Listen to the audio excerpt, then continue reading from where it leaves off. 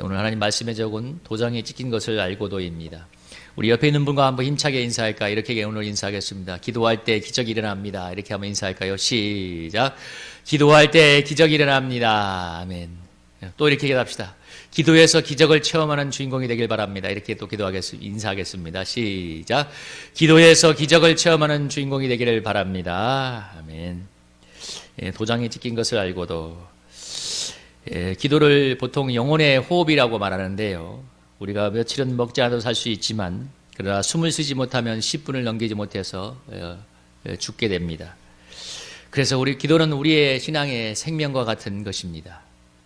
말씀을 영혼의 양식이라고 하는데 우리가 물론 말씀도 우리의 생명처럼 중요하죠. 영혼의 양식이기 때문에. 그러나 숨을 쉬지 않으면 아무리 밥을 먹어도 살 수 없는 것처럼 기도로 녹여내지 않으면 아무리 말씀을 봐도 생명이 없습니다. 그래서 우리는 기도를 아주 필사적이고 결사적으로 해야 합니다.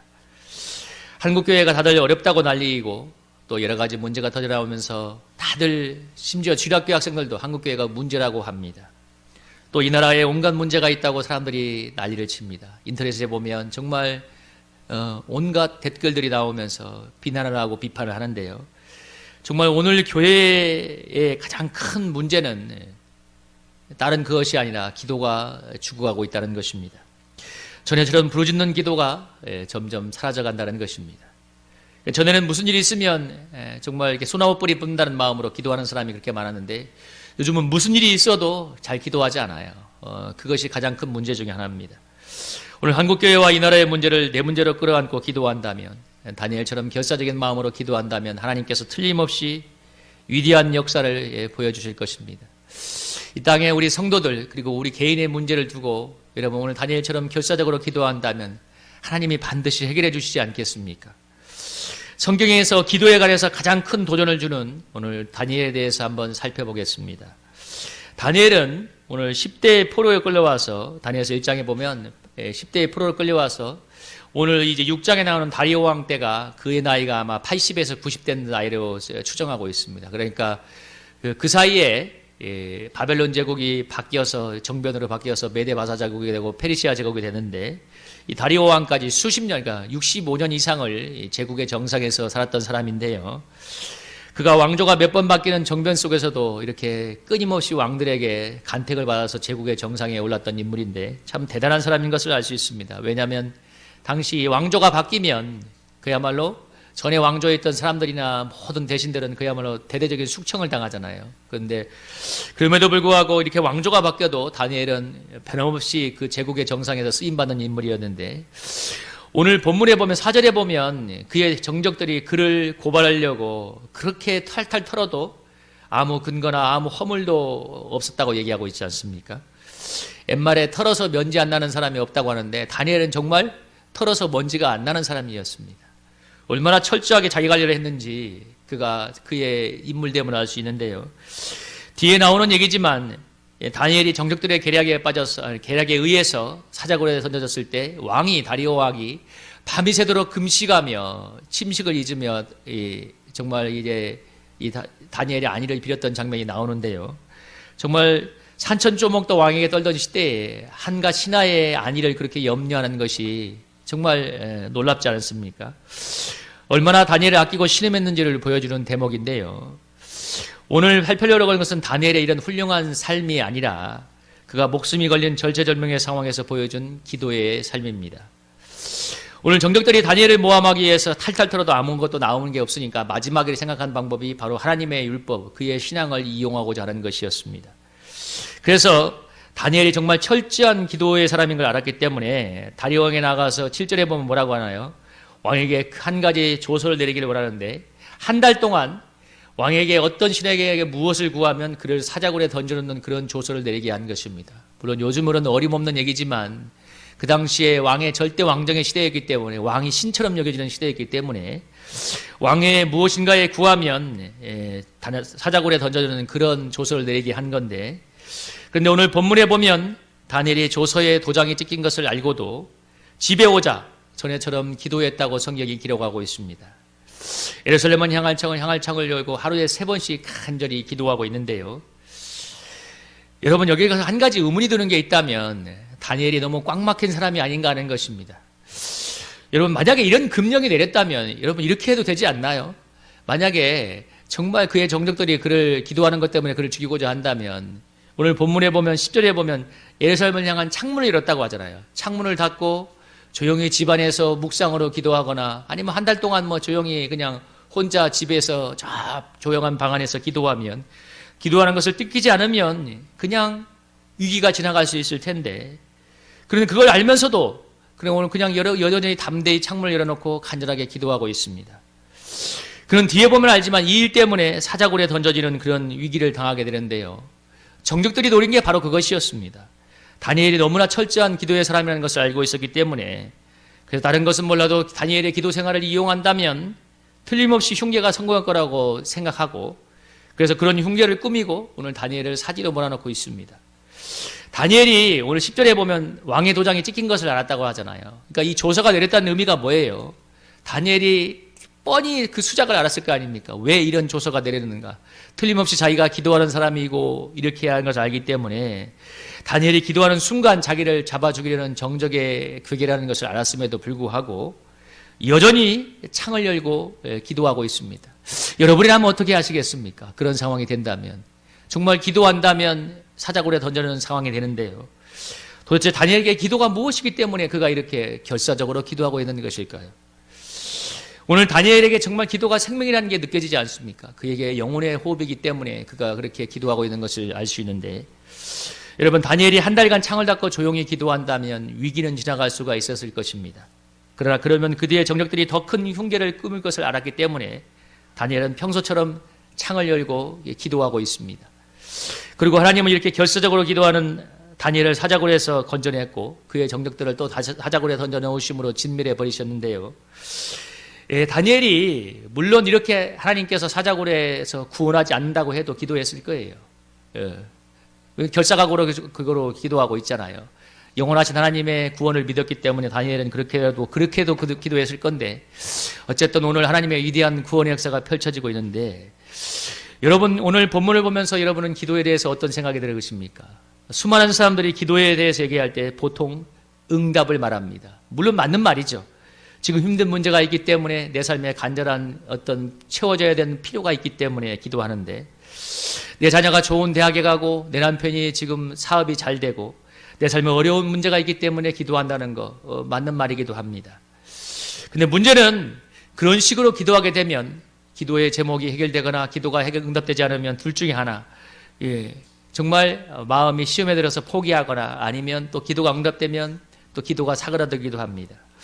오늘 기도원 원장이 이렇게 간증하는 걸 얘기 들었는데, 성도들이 간절한 기도 제목이 있을 때 기도원에 올라와서 그렇게 간절히 기도하다가 마지막에 기도가 응답되고 나면 감사한 걸 낸 다음 주부터 기도원의 자취를 감춰버린답니다.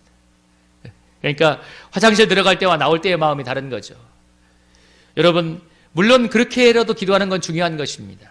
그런데 오늘 다니엘에 보면 결코 그가 그렇게 결사적으로 기도할 이유가 없는 사람입니다. 다니엘은 이미 제국에서 65년간 최정상에 있었기 때문에 세상에서 엄청난 지위와 부경화를 누리고 있기 때문에, 여러분, 한 달간 기도를 쉬거나 숨어 한다고 해서, 그리고 그렇게만 해도 그런 위기가 지나갈 수 있었습니다. 오히려 그런 기도하기 때문에 지금 죽게 되는 상황이거든요. 그러나 오늘 보면 그런 어떤 계산도 없이 흔들림 없이 기도하고 있는데요. 그에게 있어서 기도가 생명이고 하나님과의 관계를 만들어가는 생명과 똑같다는 것을 그의 기도가 증명하고 있습니다. 오늘 우리 다니엘의 기도를 통해서 우리가 한 가지 분명히 깨달아야 될 것은 뭐냐면, 여러분, 기도는 그 어떤 것으로도 대체할 수 없는 신앙의 생명이라는 것입니다. 오늘은 수많은 기도하기 힘든 시대를 살고 있습니다. 성도들의 삶이 너무나 바쁘고 분주한데요. 여러분, 오늘 다니엘이 총리였는데 오늘 성경에 보면 뭐라고 했나요? 10절에 보면 전에 하던 대로 하루 3번씩 무릎을 꿇고 기도하며 그의 하나님께 감사했더라. 당시 경건한 유대인은 9시, 12시, 저녁 6시 하루에 3번 간절하게 기도하는 게 그게 그들의 삶의 하나의 불문율과 같은 거였는데, 다니엘은 제국의 총리로서 그렇게 바쁜 가운데 얼마나 바빴겠습니까? 그 큰 제국을 오늘날 중동을 다 합친 거대한 그런 제국을 다스리는 그런 제국의 총리인데, 그런데도 불구하고 그가 하루 3번 기도하는 일을 철석같이 했다는 얘기예요. 그러니까 우리가 오늘 다니엘을 보면서 느끼는 이유가 뭐냐면, 느껴야 될 것이 뭐냐면, 바쁜 것이, 피곤한 것이 절대로 기도를 등한히 하는 핑계가 될 수는 없다는 것입니다. 여러분 한번 질문해 보겠습니다. 정확하게 한번 여러분에게 질문. 여러분과 저의 운명이, 아니 나의 운명이 하나님 손에 있다는 것을 믿으십니까? 예, 여러분 믿으신다면, 여러분 산에 불이 나면 제가 이런 비유를 종종 하죠. 여러분 오늘 비가 오지 않습니까?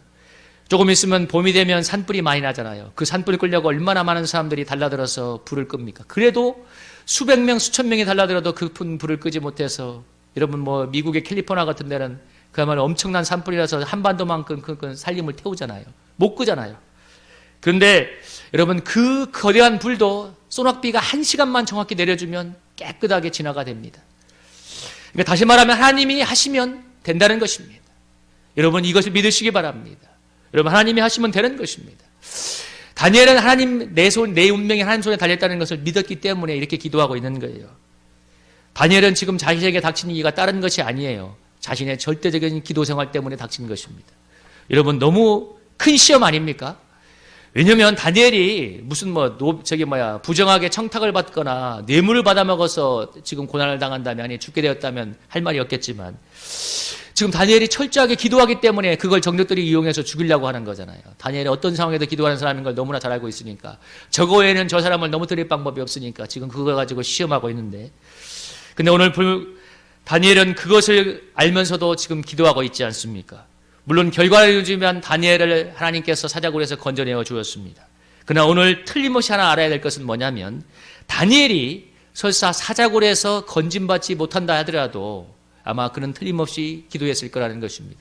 왜냐하면 그 다니엘서 3장에 보면 다니엘의 세 친구들이 풀무불에 들어가는데도 왕의 신상에 절하지 않잖아요. 그 다니엘과 같은 그런 신앙들이 있기 때문에, 그러니까 다니엘이 그 친구들과 다니엘의 평소 신앙을 해왔던 행적을 보면 죽는다고 해도 기도를 멈추진 않았을 거예요. 여러분 오늘 우리에게 이런 정말 결사적인 기도의 자세가 있다면 틀림없이 삶의 어려움은 분명히 하나님의 때에 하나님께서 해결해 줄 줄로 믿습니다. 오늘 그런 담대하고 결연한 기도의 마음이었기 때문에 여전히 그 문제, 그 시험을 못 벗어나는 것입니다. 제가 선교단체 시절에 너무 어려운 일이 있어서 아침을 금식하며 몇 달간 간절히 기도한 적이 있었는데요. 그때 저희 선교단체에서 연말에 전도 집회를 했었는데, 그때 제가 천국과 지옥이라는 성탄 연극을 사람들을 데리고 했는데, 그때 그 연극을 보고 여러분 1000명이 참석해서 300명이 결실을 했습니다.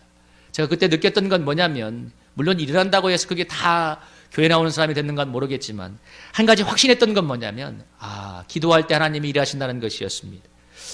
부교육자 때 청년부를 맡아서 그때 정말 어려운 일이 있어서 간절히 기도하던 한 해가 있었는데, 돌아보니까 기도밖에 안 했던 것 같아요. 근데 정확히 연말에 하나님께서 청년부를 2배로 만들어 주었습니다. 지금 제가 성일교회 와서 다른 것보다 밤낮으로 기도에 매달리는 이유는 단 한 가지입니다. 하나님이 하시면 교회가 부흥되고 성장할 수 있기 때문입니다. 여러분의 삶은 무엇이 문제가 되고 있습니까? 여러분 아무것도 염려하지 말고 기도하라고 성경에 말하고 있습니다. 하나님의 평강이 여러분을 지킬 거라고 약속하고 있습니다. 기도를 하게 되면 하나님이 우리가 당면한 지금 문제를 극복할 수 있는 넉넉한 힘을 공급해 주십니다. 지금의 문제를 감당할 용기, 흔들리지 않는 마음의 평안함, 지혜, 또 평안함도 주시고 때로는 환경의 도움도 열어주셔서 이 위기를, 문제를 넉넉히 극복해 나가게 하십니다. 주님은 틀림없이 기도하면 그 속에서 틀림없이 모든 것을 얻어서 틀림없는 승리의 삶을 살게 해주십니다. 다니엘이 오늘 위기에서 한치의 흔들림 없이 기도할 수 있었던 이유가 무엇이겠어요? 그가 나이가 80세가 넘은 걸로 아는데, 그가 10대 중반에 바벨론 제국에 포로로 끌려왔습니다. 다니엘서 1장에 보면 어떤 사건이 나오냐면, 그가 10대 때 바벨론 제국의 환관의 후보생으로 들어갔을 때 다니엘에게, 새 친구들에게 왕의 진미가 내려오잖아요. 그 왕의 진미 속에는 무엇이 있었냐면, 우상의 제물에게 드렸던 고기가 있었기 때문에, 그것이 율법에 저촉되기 때문에 먹지 않으려고 환관장에게 은혜를 구하잖아요. 그래서 채소와 물만 먹고 10일 동안 비교를 해본 다음에, 우리는 채소와 물만 먹을 테니까 왕의 진미를 먹은 다른 사람과 비교해 보아서 얼굴이 더 윤택하면 우리를 허락해달라. 10일 뒤에 보니까 정말 채소와 물만 먹은 다니엘과 새 친구의 얼굴이 더 윤택했기 때문에 그 환관장이 채소만 먹도록 허락해 주었습니다. 이 성경에 뭐라고 기록하냐면, 하나님께서 다니엘과 새 친구에게 그 땅의 모든 박사들보다 더 나은 10배의 재주와 총명을 주었다고 말합니다. 여러분 다니엘서 3장에 보면 그 세 친구들이 어떻게 하나요? 왕이 세운 그 금신상에 절하지 않고 끝내 풀무불에 뛰어들어가지 않습니까? 그래도 하나님께서 그 풀무불 가운데서 그들을 건져내는 놀라운 하나님의 역사를 체험하게 됩니다. 다니엘서 2장에 보면 느부갓네살 왕이 어떤 어처구니 없는 일을 벌이냐면 자기가 꿈을 꾸고 나서 그 꿈의 내용을 말해주지 않고 두 가지를 말하래요. 그 모든 제국의 박사들을 불러다가 이 꿈의 내용을 말하고 꿈의 해석을 알려라. 아무도 할 수 없는 거예요. 꿈의 내용도 말해주지 않으면서 해석까지 해내려는 거예요. 꿈의 내용도 알려내고. 그래서 못한다고 하니까 제국에 있는 모든 박사들을 다 죽이라는 명령이 내렸을 때 다니엘이 왕에게 나가서 말미를 달라고 그러면서 다니엘이 그 밤에 하나님께 기도하니까 하나님께서 환상 중에 느부갓네살 왕이 꿨던 꿈의 내용을 알려주었고 그리고 그 해석까지 알려주어서 그 일을 느부갓네살 왕에게 알리니까 느부갓네살 왕이 다니엘이 믿는 하나님을 인정하고 찬양하는 장면이 나옵니다. 그는 그렇게 체험적인 확신이 있었기 때문에 목숨이 걸린 위기의 상황에서 틀림없이 기도를 했는데요.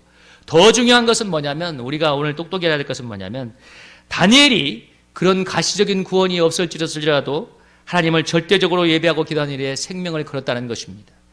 다니엘의 위기가 다가온 것은 그의 훌륭한 삶과 신앙 때문이었습니다. 다시 말하면 뭐냐면 다른 것 때문에 위기가 온 게 아니라 그가 절대적으로 기도하고 있기 때문에 어떤 상황에서 하나님을 예배하는 사람이기 때문에 위기가 온 거예요.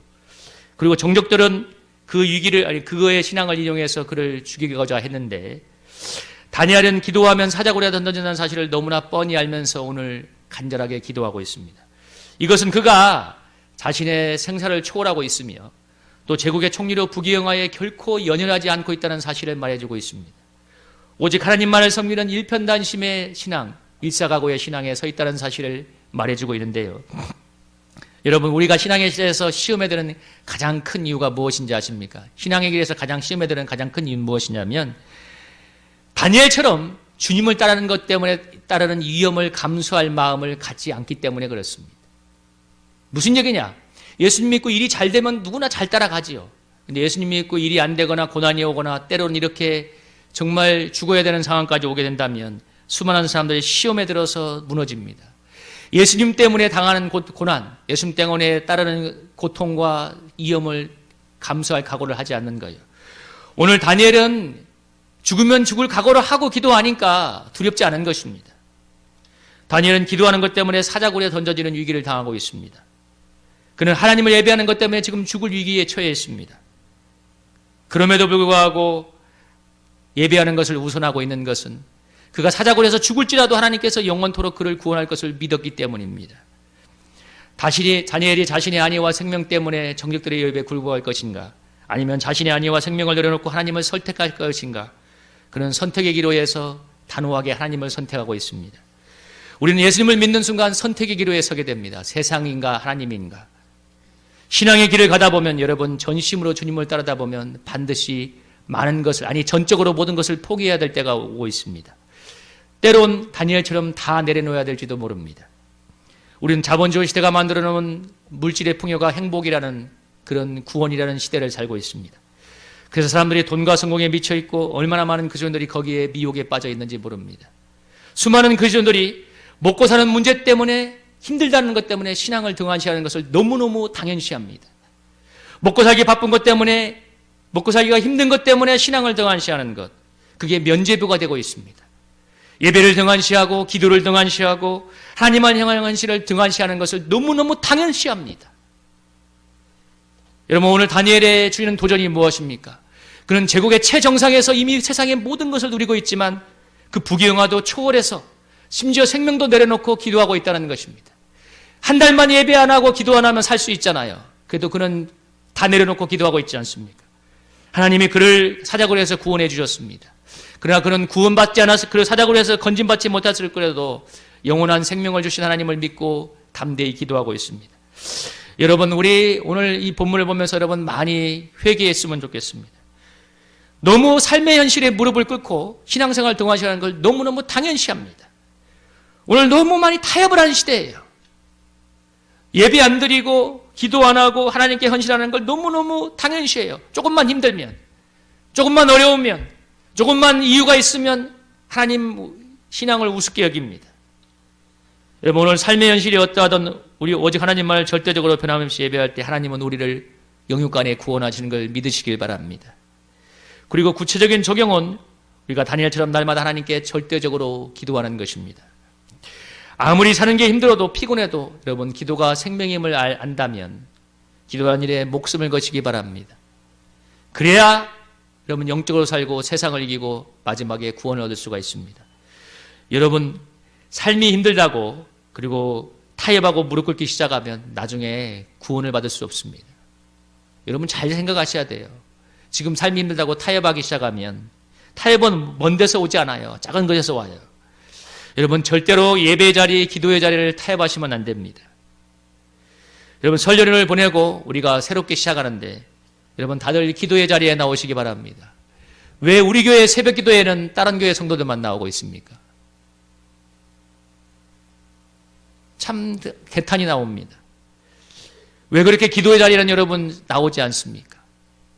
여러분 정말 깊이 기도하셔야 돼요. 왜 그렇게 여러분들 기도하지 않는지. 여러분 정말 오늘 다니엘을 보면서 여러분 우리의 마음을 새롭게 했으면 좋겠습니다. 물론 결사적으로 기도하는 분도 있겠지만 여러분 기도할 때 다니엘처럼 정말 간절하게 무릎을 꿇고 기도할 때 하나님께서 여러분 우리의 삶의 모든 문제에 완전한 해결을 주시며 또 우리의 삶은 영원토록 구원해 가실 것입니다. 여러분 오늘 우리 다니엘에게 큰 도전과 은혜를 받고 우리도 어떤 상황에서도 여러분 흔들리지 않고 아무리 피곤하고 힘들어도 기도의 자리를 지킴으로써 여러분 하나님의 놀라운 살아계심을 체험하고 간증하는 저와 여러분이 될 길을 주의 이름으로 축복합니다.